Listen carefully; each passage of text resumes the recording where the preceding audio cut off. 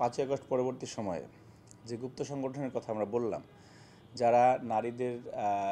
যে আমরা সমতার এবং ন্যায্যতার ভিত্তিতে সমাজের কথা বলি এবং নারীর যে অধিকারের কথা বলি, সেখানে সবচেয়ে বড় প্রতিবন্ধকতা বর্তমানে এই গুপ্ত সংগঠন তৈরি করতেছে। আপনি ঢাকা বিশ্ববিদ্যালয়ের মেয়েদের হলগুলোতে ইন্টেনশনালি মব ক্রিয়েট করে আমাদের যে ছাত্রদলের কর্মীরা রয়েছেন তাদেরকে অবগ্রেসির শিকার করা, বুলিং করা, সাইবার বুলিং করা, এই সমস্ত অপচেষ্টা অব্যাহত রয়েছে। আমরা ঢাকা বিশ্ববিদ্যালয়ের প্রশাসনকে আমরা বলেছি, তারা বারবারই বলেছেন যে ব্যবস্থা নিচ্ছি, কিন্তু আসলে ঢাকা বিশ্ববিদ্যালয়ের বর্তমান প্রশাসন একটি বিশেষ সংগঠনের প্রতি তাদের পক্ষপাতদুষ্ট আচরণ রয়েছে আমরা মনে করি। এবং ঢাকা বিশ্ববিদ্যালয় শিক্ষার্থী সংসদ এবং ঢাকা বিশ্ববিদ্যালয় শিক্ষার্থী সংসদ 2 নামে দুটি ফেসবুক গ্রুপ রয়েছে। সেখানে আপনি দেখবেন যে আমাদের মেয়েদেরকে নিয়ে কোনো পোস্ট দিলে বা অথবা উদ্দেশ্যপ্রণীতভাবে তাদেরকে বুলিংয়ের শিকার করা, নানানভাবে হয়রানি করার যে অপচেষ্টা এই পেজগুলো থেকে করা হয় এবং হলগুলোতেও আমাদের মেয়েরা, বিশেষ করে আমাদের হল কমিটি ঘোষণার পরে যাতে তারা কার্যক্রম পরিচালনা করতে না পারে সেই জন্য উদ্দেশ্যপূর্ণভাবে মনে করেন তাদেরকে হেয় প্রতিপন্ন করার অনেক অপচেষ্টা আমরা দেখেছি। আমরা বিশ্ববিদ্যালয় প্রশাসনকে জানিয়েছি, তারা মানে একটা না শোনার ভান করে থাকেন এবং যেটি আমার কাছে মনে হচ্ছে যে ডাকসুর লেভেল প্লেইং ফিল্ড তৈরির ক্ষেত্রে একটি অন্তরায়। এবং আমাদের নারী শিক্ষার্থীরা, বিশেষ করে ছাত্রদলে যারা আছেন, তাদেরকে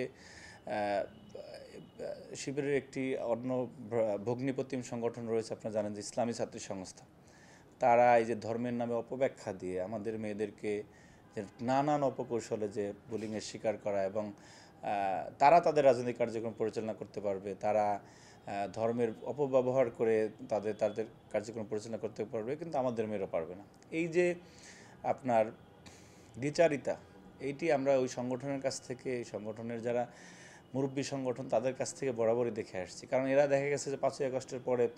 বলেছে যে শহীদের রক্তের উপর পাড়া দিয়ে নির্বাচনের কথা কেউ বলতে পারবে না, অথচ তারা সবার আগে সারা বাংলাদেশে প্রার্থী ঘোষণা করে দিয়েছে। সুতরাং এই ধরনের কন্ট্রোভার্সি তাদের মধ্যে রয়েছে এবং তাদের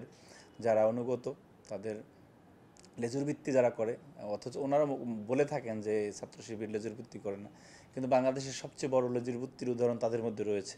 সেটা আমরা টেলিভিশন টকশোতে অনেক সময় বলে থাকি ওনাদের সামনে। সুতরাং তারা এইসব অপকৌশলের আশ্রয় প্রশ্রয় নিচ্ছে এবং তাদের এই অপকৌশল আসলে ইনশাল্লাহ ব্যর্থতায় পর্যবসিত হবে। কারণ ডাকসুতে ছাত্রদলের প্যানেল ঘোষণার পরেও যে টোটাল সিনারিও চেঞ্জ হয়ে গিয়েছে, সাধারণ শিক্ষার্থীদের মধ্যে ছাত্রদলকে নিয়ে উচ্ছ্বাস, সেটি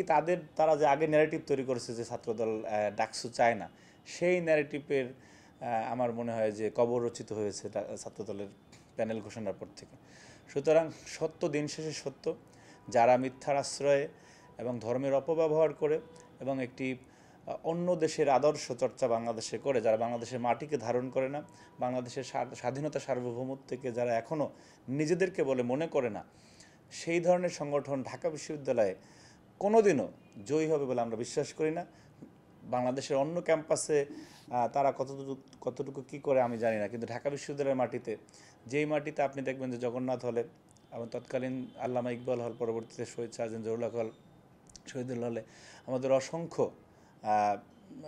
মুক্তিযোদ্ধাদের কবর রয়েছে এবং 25শে মার্চের যে গণহত্যা যেই ক্যাম্পাসে হয়েছে, সেই ক্যাম্পাসে আপনার গণহত্যাকারীদের দোসররা ভোটে নির্বাচিত হবে বলে আমার কাছে মনে হচ্ছে না। এবং যখনই ঢাকা বিশ্ববিদ্যালয়ের বিবেকবান শিক্ষার্থীরা মনে করবে যে এই বিশ্ববিদ্যালয় একটি রাষ্ট্রের জন্ম দিয়েছে এবং একটি সংগঠন যারা ওই রাষ্ট্রের বিরোধিতা করেছে, সেই সংগঠনকে ঢাকা বিশ্ববিদ্যালয়ের শিক্ষার্থীরা ভোট দেবে বলে আমরা মনে করি না। ঢাকা বিশ্ববিদ্যালয়ের শিক্ষার্থীরা দীর্ঘ ফ্যাসিবাদ বিরোধী আন্দোলনে যারা রাজপথে ছিল, সততা এবং নৈতিকতা এবং দেশপ্রেমের মানদণ্ডে, এবং 5ই আগস্ট পরবর্তী যে সময় যারা শিক্ষার্থীদের সাথে ছিল, শিক্ষার্থীদের